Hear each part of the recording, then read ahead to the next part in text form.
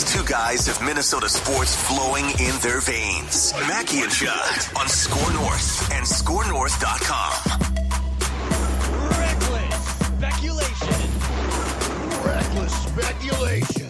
Hello and a happy Reckless Speculation Thursday to all who celebrate.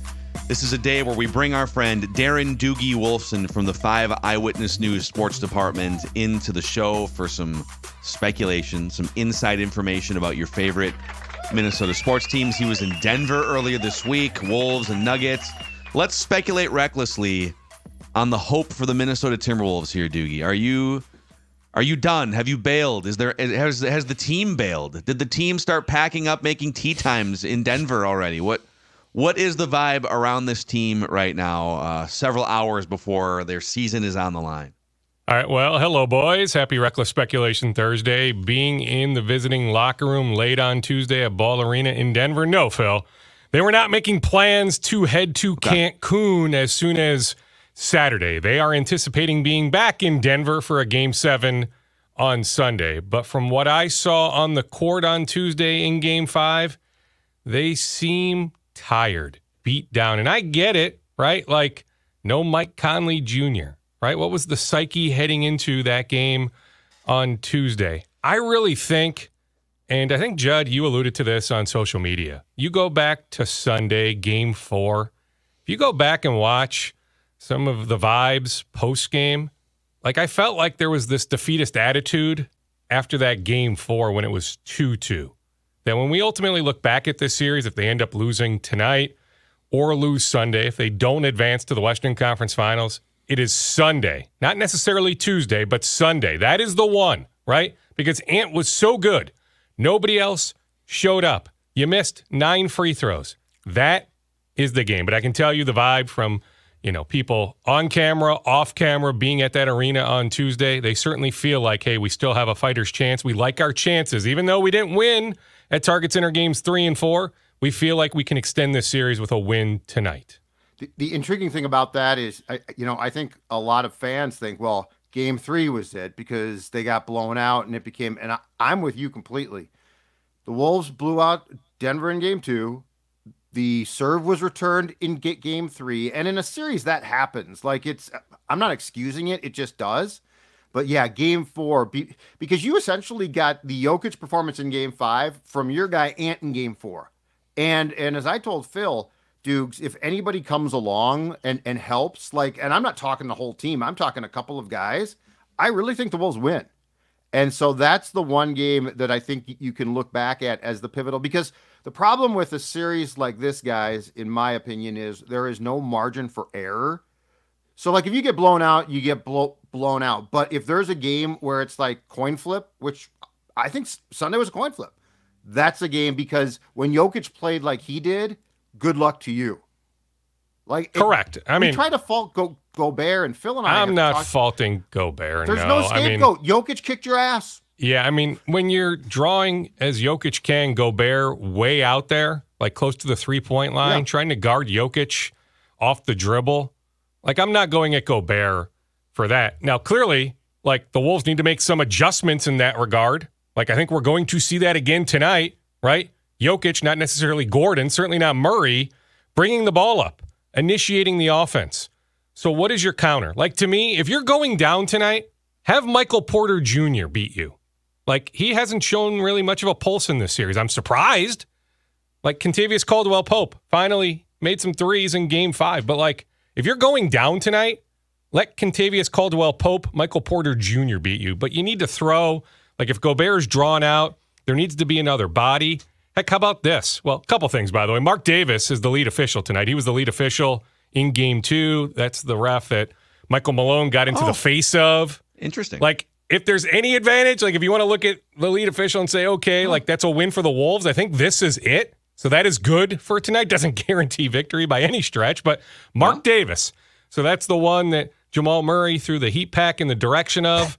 That is the guy who is the lead official for tonight. The other thing, this may sound crazy, but I don't think you can play Kyle Anderson. Kyle Anderson is an unrestricted free agent. To me, I think I've seen the last of Kyle Anderson in a Wolves uniform. He won't be back next year, but I would not play him tonight. I would actually use Luka Garza. I really would. I get it. Like, he's got very little chance on the defensive end. But I just think, like, when Ant is seeing a triple team, like, he was seeing more bodies than he's seen, in games 1 and 4, 1 through 4, he was seeing plenty of bodies. But to me, it elevated even another level on Tuesday. But, like, when Ant is being attacked that way, like, one pass away, there's Luka. Like, I can trust Luka to make a shot.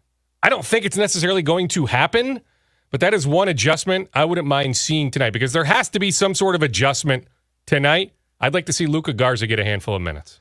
I don't hate just to try it, right? Because if you go back, one of the losses the Wolves had against Denver was the home game where Naz, Gobert, and Cat were all out. And now the Wolves were down big in the first half, but Luka Garza was out there for, 25, 30 minutes or something, and he held his own. I don't think he can be the secret ingredient to getting back into this series and tying the game. But like if you're replacing Kyle Anderson, who's been by far their worst in terms of plus-minus player in the playoffs, I would also not hate to see a little Jordan McLaughlin just to spark things. I'd be okay with that too. Yes, get just the straw that stirs the drink. Real quick on the Jokic front, just to put into context, because I think people romanticize about the 1990s, right? And all these teams that ran into Michael Jordan. Like the Utah Jazz don't have a championship because of Michael Jordan. The Seattle Sonics, George Karl, the Glove, Gary Payton, Sean Kemp don't have a championship because of Michael Jordan, right? Did you guys know, in the history of the National Basketball Association, the number 2 player in NBA history, player efficiency rating, is Michael Jordan? Because the number 1 player in the history of the NBA in player efficiency rating is Nikola Jokic. If you want to look at win shares per 48 minutes, these are all-encompassing analytical measurements, right? NBA history, the number 2 player ever in win shares per 48 minutes is Michael Jordan. Because the number 1 player in NBA history, win shares per 48 minutes, is Nikola Jokic. That's what we are watching right now. Think about the trail of NBA bodies that throw their hands up in the 90s, right? What are we supposed to do? It's Michael Jordan. That's what's happening in today's NBA with Nikola Jokic, and it's happening at Target Center in front of us right now. Heck, okay. If he gets a second championship this year to go along with the 3 MVPs, like, to me, zero debate, top 10 player of all time. Agreed. We can even have that conversation today. Like, let's say the Celtics or somebody else wins the championship. So Denver doesn't win the championship in 4 or 5 weeks. I still think we can have that conversation that right now, Nikola Jokic is a top 10 player. Now, hey, the resistance I've heard is Rudy Gobert, we need to hold him to a higher standard, right? 4-time defensive player of the year. That's fine. Nobody right now is stopping Nikola Jokic. Agreed. Yeah. Yeah. And in game 5, which you obviously were in attendance at, once it got going, that train has gone.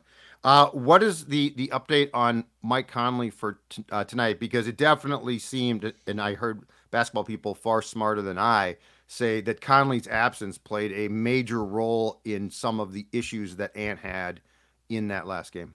Well, yeah, I mean, you think about all the turnovers, right? I mean, I think it was, 14 in the end, but how many turnovers through the first 2 quarters or the first 3 quarters, right? You think that if Mike Conley is playing on Tuesday, they don't have that many turnovers.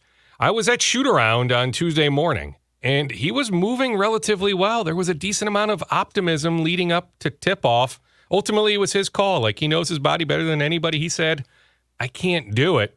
He is going to try to play tonight. Like, I anticipate when I head over to Mayo Clinic Square here in a little bit for shoot-around, like, I don't know if I'll see him by the time they let us in, but I anticipate him being on the court, getting work in this morning. Let's see how the day progresses. Put it this way, though, Judd. If he plays, he's not going to have, I'm not saying like he's Mr. Explosiveness, right? But even just his normal speed, right? Like, he's not going to be there. And, hey, Cat is not listed on the injury report, but being right next to him late on Tuesday night, watching him put on his pants, struggling to put on his pants. I was looking more so just at the knee. You know, he had that collision in the first half in game 5. Like, he was grimacing in pain. And I get it. Like, that's right after the game. You're incredibly sore.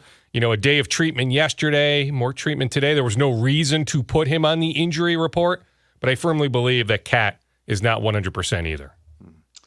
Yep. Let's buzz through some other scoops here in just a second after we shout out our friends at Finch Home Solutions. Okay, maybe the Wolves could use, listen, that lineup that old Finchy boy threw out there in the non-Jokic minutes a couple games ago, maybe he needs some Finch Home Solutions. Chris Finch up on one leg. My God, it was impressive. The man has basically a broken leg, but let's talk about Finch Home Solutions because that's my friend Cody, who is probably the biggest Vikings fan I know, hence the Vans if you are watching this. But also he is a fan of your home being safe and sound, and that means repairing any electrical needs, car chargers, panel replacement, indoor lighting, electrical repairs, remodels, big or small, you name it, Finch Home Solutions is going to take care of you.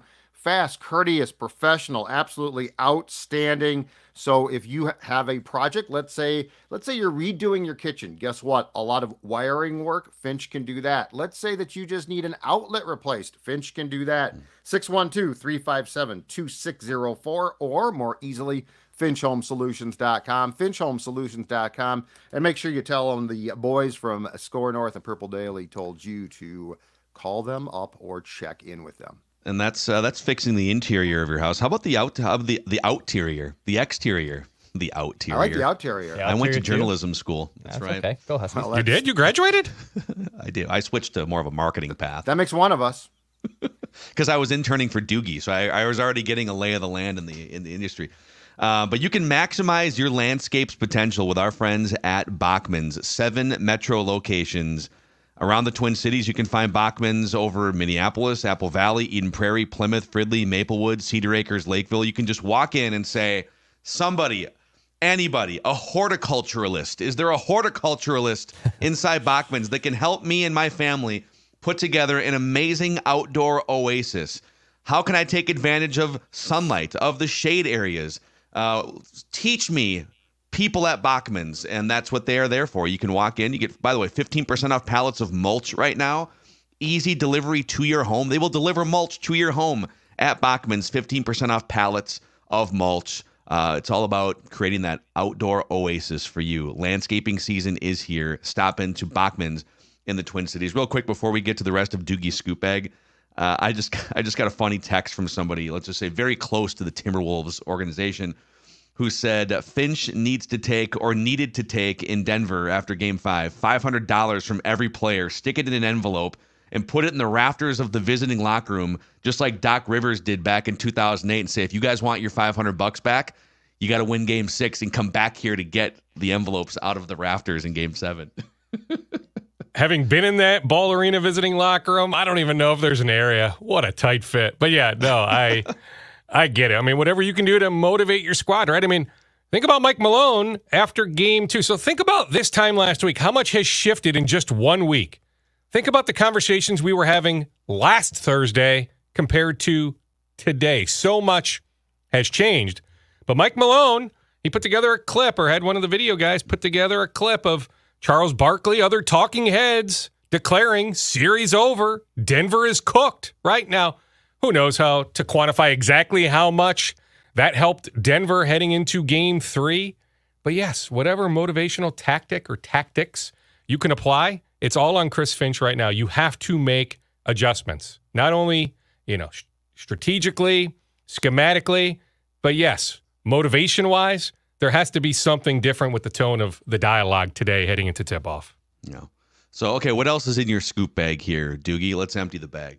Well, I mean, I think, as soon as tomorrow, I might join you guys again tomorrow. I'm just curious to see, okay, let's say the Wolves end up losing tonight. A, do you view this season as a success, right? I mean, first playoff win in 20 years, hard to say not a success. But then there are so many questions heading into the offseason. I will say in that regard, I have not heard that Tim Connolly is going to Detroit. Yes, we've reported there is interest. Of course, why wouldn't the Pistons have interest in Tim Connolly? But barring some sort of unforeseen, ridiculous financial offer, now, hey, they gave Monty Williams unbelievable money, right? So Detroit ownership, I guess, is capable of such a thing, but I don't think he's looking even for a money grab. He's financially secure here. I think there are some other appealing situations across the league, but I haven't heard that other front offices are jockeying to get rid of, their chief basketball officer, ready to make a move right this instant for Tim Connolly. So, unless something changes pretty significantly, but like in this moment, I think Tim Connolly is going to be here next season. And so, Dukes, the Shams report was that he was likely or might opt out, but probably return, correct? Well, I mean, so why not? Right, maintain all the leverage you can. I mean, I will tell you, just, in the bowels of Ball Arena, just seeing Tim interact with some of A-Rod's people, Mark's significant other, Lori, that is, it's a different vibe compared to, when he hugs Becky Taylor, hugs Glenn Taylor. It's just, I would guess. It's different. I mean, probably not a shock, but just, it hit me in the moment, just seeing it, like being right there, front and center. Yeah, it's just a completely different vibe. And we've laid out, right? Like, without Mark Lowry, Tim Connolly isn't here. So I get it. Like, Tim is going to have a better relationship with Mark than he does Glenn. But it's still just an interesting dynamic. It really is. Still no date set. I checked again the other day. I mean, hopefully soon, but I still think the arbitration is going to be pushed back as far as possible. Glenn wants to keep pushing this thing out as far as he can. But as of earlier this week, no official arbitration date set. Yeah, it is just observing the last two home games. I mean, so I think the last game started whatever time it was. I got to the arena like 3 hours before tip-off. Mark Lowry was already down there with his crew of like 4 or 5 people courtside during the Josh Minot warm-ups, like the development warm-ups that take place like 3.5 hours before the game. Just hanging out, being around the court, being around the team, the organization. A-Rod, the same thing. And both of those guys have been holding court in the hour before the opening tip in front of Glenn's seat, which he usually doesn't take until the national anthem. But it's just interesting that they're kind of going around peacocking, if you will, that like they are behaving as if this is their organization and this is their team in the playoffs. And I get that they're minority owners right now, but I guess my question is, would they go to these lengths to travel around and to take time out to be there 4 hours before a game and to be glad handing people if they weren't preparing to take over the organization? That's the confidence they're operating with. If you want to put it under the reckless speculation umbrella, that's fine. But I believe the answer is no, that they feel very, very confident, especially with the unbelievably good representation they have. Not that Glenn doesn't have good representation, but Mark and Alex have like these top-notch New York City lawyers, okay, that they feel like that contract is ironclad, that they did everything they were supposed to do, that they are going to win. Doesn't mean they are going to. I'm just saying the way they are operating, Phil, is that of we are winning this arbitration case. Now, who knows what the Board of Governors ultimately will decide, but they are operating as if, yes, we are winning the arbitration case. We will ultimately be the majority owners. Yeah. I've got a question off of this. The one thing that you said that doesn't make sense, and I know that the league is trying to be hands-off in much of this, but the arbitration, why doesn't the league, like if Glenn's going to try and push this, if I'm the league, I say I want this done, after the playoffs, ASAP. Because I don't want it to drag on. We'll be done. Yeah, I mean, we're not talking, September or something. But are we talking July? It may start soon. I think the decision, though, It may take a little bit of time. Plus, it's about, getting everybody on the same page schedule-wise, right? Agreeing on who that third arbiter is. Sure. Right? So there's 3, right? One that Lori and A-Rod pick, one that Glenn picks, then a third. Right, so trying to agree on who that third person is. So it takes a little bit of time. Yeah. Darren Doogie Wolfson from the 5 Eyewitness News Sports Department. One more. Valdez Scantling, another free agent receiver, came off the board the other day, I believe. Buffalo. Yeah, there were a few other teams in the mix, but Buffalo. The Vikings were not in the mix. I mean, I guess that's what I'm spewing right now because people have asked me going back to Tyler Boyd. No, the Vikings were not in on Tyler Boyd. No. They were not in on Valdez Scantling. Doesn't mean they're like not going to add a receiver maybe at some point, but like in this moment, they haven't been on any of these guys. Hunter Renfrow? I mean, heck. Although, like you have Brandon Powell. Do you need Hunter Renfrow? You need some that depth, type of receiver. I would just roll with Brandon Powell. They love Brandon Powell. Just roll with Powell. Okay. Darren But Doogie I mean, Wolfson. fair question, Declan, but I'm just saying they haven't been in on any of these guys. Yeah. Great stuff, Dukes. Good scoop. Hey, we're going to hit you up. Maybe a bonus session tomorrow. I'll hit you up Let's do it. offline if we can make it work. I like it. A little recap, Yep, right? absolutely. Yep, I can make it work tomorrow. Absolutely. Appreciate All right, it, boys. Good to see you. Minnesota Sports Thanks, with Mackie and Judd on this Reckless Speculation Thursday.